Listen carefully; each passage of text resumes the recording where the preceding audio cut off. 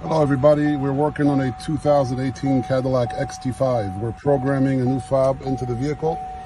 This is the customer's old key. As you can see, it's pretty beat up. It's a push to start. We have the key right there laying in its slot right there. As you can see, there's like a cutout under the key that the key fob sits in, and that is the learning slot. So right now the vehicle is communicating and telling us that it's ready for the new key. So it's going to tell us to press the button once. Okay, we're going to press the push to start. As you can see, the dashboard will change from ready to fob 1 for fob 2. So we said okay. We can pull that out of there, and we're going to put the second one in right in the cutout. It's going to ask us if we want to program another key, and this one should already be programmed. As you can see, it works the buttons, everything works.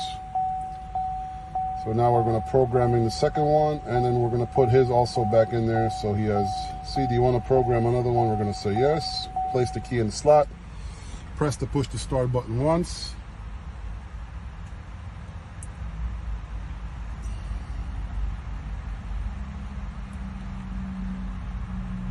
The dashboard turned off. There we go. Let's see.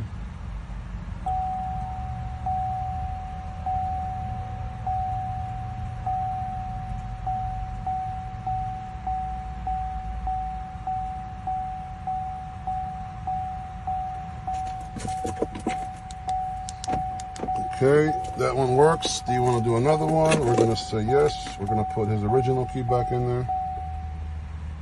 Press the push to start button once again, which we did. And for whatever reason, his vehicle took off the message that it's learning the keys, but it's still doing it. It's giving me all the other warnings about washer fluids and all that. So long story short, this is it. We're done. Also, you can lay your key in there in case the battery dies in the fob and you're not able to no longer start the car. Lay it in there, put your foot on the brakes, and that'll get your car started. Thanks for watching, guys.